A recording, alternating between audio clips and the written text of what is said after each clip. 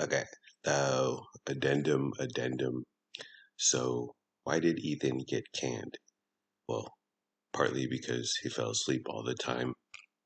But another thing was that he couldn't get uh, security clearance, because of his checkered past, his rap sheet, his history, if you will. Um, so, my job, you need to pass uh, vetting by various organizations and institutions, so you can get into these offices and buildings and headquarters, if you will. And he got past the initial phase, which is how he got hired, but the secondary phase, where they do a much deeper, more extensive dive into your life, he couldn't pass muster, and they were like, sorry.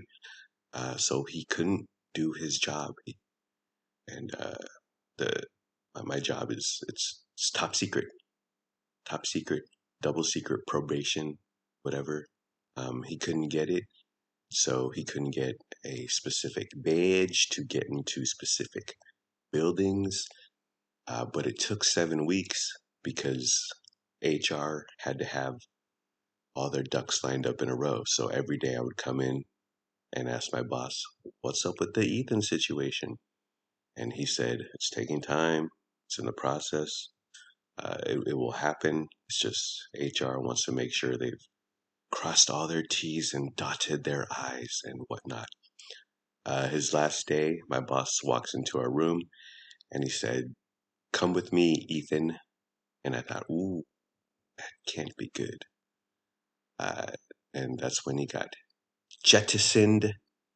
And one thing was that, because the aforementioned his woman pouring code red into his engine, into his gas tank, he had no ride home. So we were like, are we gonna, is he gonna be out there? Because it was 3 p.m. ish, and we're off at 4:30. So we were like, is he gonna be out in the parking lot waiting for his lady to come pick him up? Because she was giving him a ride home uh, for the past week, because she poured code red into his motor engine fuel.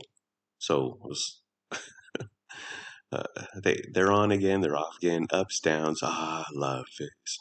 Isn't love grand? So, but he wasn't there when we were out. Thank goodness. Another thing was, what's up with HIPAA and his tooth and Delta Dental? I wonder if he got coverage. I wonder if he got that taken care of. I wonder if he got that fixed. Uh, we need universal health care. Not.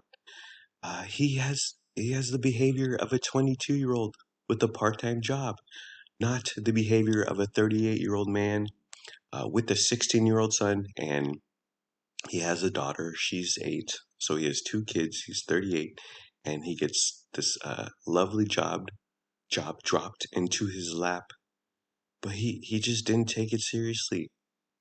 When you're in your 20s and you have a part-time gig and you don't feel like showing up, or you go half speed, or you're like, it's okay if I don't put in my all.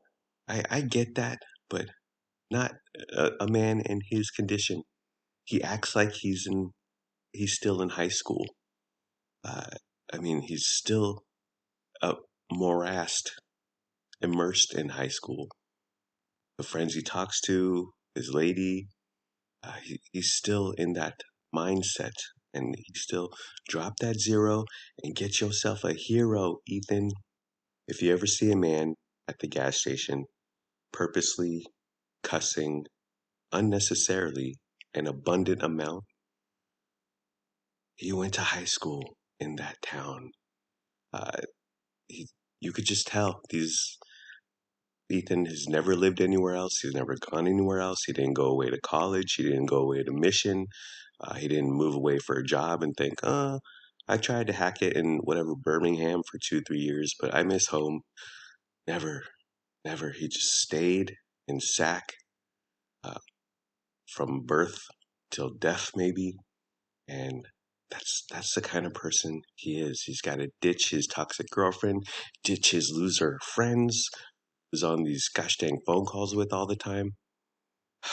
It's just, you need a new setting.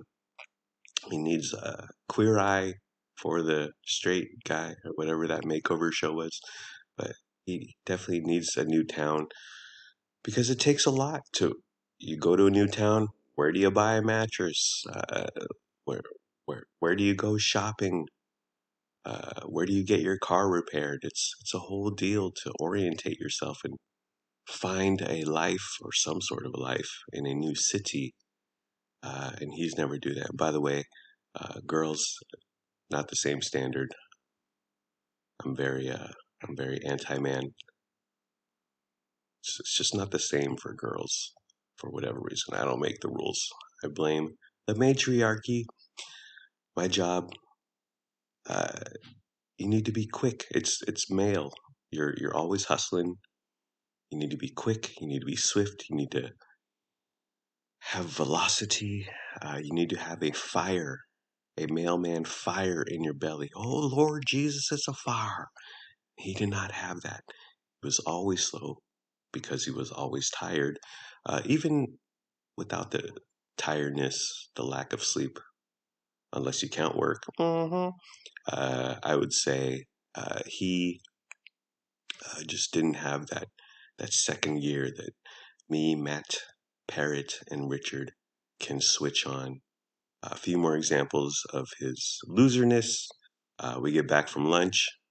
We're headed out on our route, and immediately he goes right to the phone. He hops on the phone. So just like when he said, "Hey, can you stop at the Shell's gas station so I can get some water?" when we were on the clock. Right when we got back on the clock, started right in with the phone call with one of his idiot friends.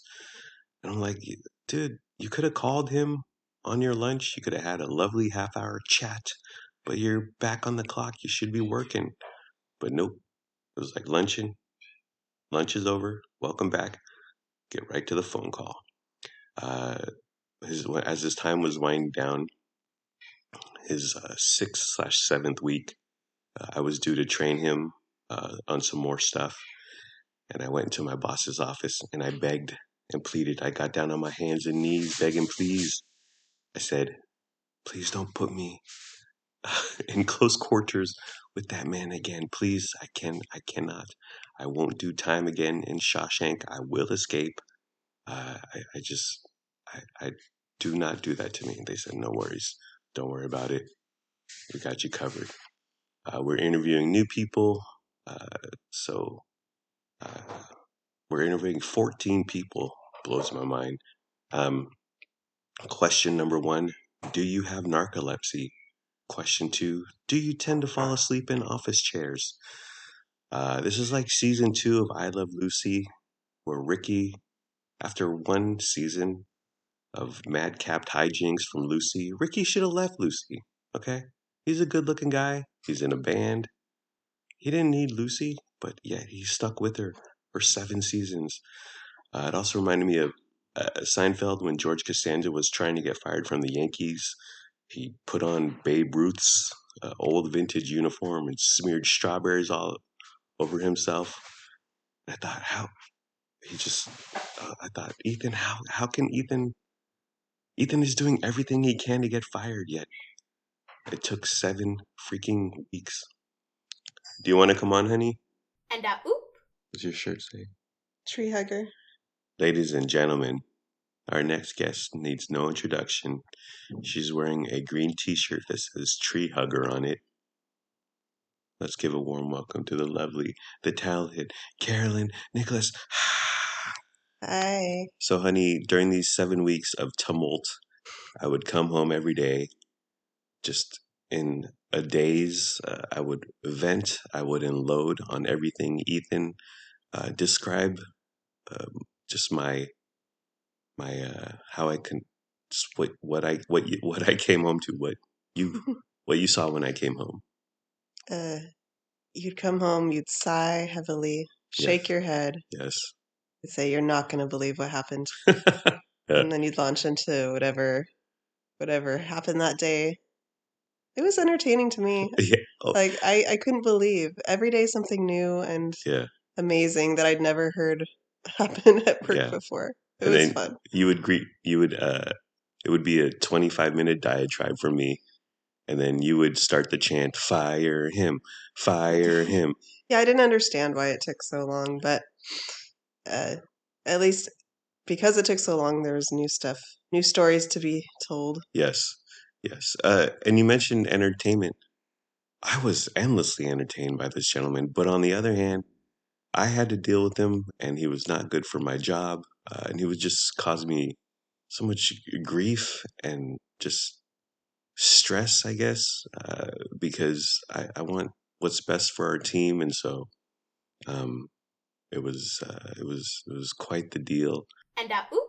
No, nothing else. I honestly wish him well because he obviously Yeah. was like really talented in other areas. He Yes. was handy. Yes. He was very artistic. Yes. Oh Good. yeah, that's Good. right. He painted cars. He could paint cars. He drew. He drew on his locker. Well, a drawing and this like lettering. He taped our warehouse floors. Like me and Parrot tried to tape our warehouse floors and with like yellow tape for safety measures. Our lines were all diagonal and crooked and jagged edge. But Ethan had the skill and the dexterity. Yeah, I hope he finds something that's a better fit for him because, yeah, Yeah, there's things out there he could be good at and right. thrive in. Yeah, yeah. He's got to put it together. Okay, bye. Okay, bye. Did you have anything you want to plug? Your new movie, your new Netflix show? Where can we find you on Discord, Instagram, TikTok? Follow our Instagram Follow for the our podcast. Oh yeah. You know We what? never mentioned that we have an Instagram. That's true. We never mentioned we have an Instagram because you know what? I hate on podcasts and radio shows is when they constantly plug their Instagram. Do you hate us right now for talking about it? Yes. Yes. Actually, a guy who I'm sort of helping start a podcast. One thing I told him to do, I've helped him on the creative side, helped him on the technical side, mics, Audacity software, how to make notes and write and outline, blah, blah, blah. But I said, listen to other podcasts / radio shows. Think of what you hate about them and then eliminate that from your own pod. Like, I hate when podcasts start going, oh, what was that actor's name? Oh, he was the guy in that one thing. Oh, yeah, it was that guy. Oh, wait, which guy? Was it Peter Weller? No, it wasn't Peter Weller. Was it? Oh, was he in Funny Farm with Chevy Chase? No, he wasn't in Funny Farm. And it's like this goes on and on for 40 seconds, a minute, minute and a half. And then they're like, oh, it was whoever. Who's an actor? See, right now I'm doing it. Name me an actor. It was Ryan Gosling. Oh, it was Ryan Gosling. Okay. And I'm like, just go back because a podcast is not live for the most part. Just go back and edit it. And even if it is live, make a note, write down a timestamp, and go back and take that part out because it's annoying to the listener. Anyways, back to Ethan. Yes, we wish him the best. Good guy, but he just can't pull it together for whatever reason. He he needs a consultation. He needs a life coach, a life consultant. Alrighty. Well, that's it. See ya. Bye-bye. And oop. As Chris Rock said, Ethan Costanza, grand opening, grand closing. Chris Rock said that. Fiend.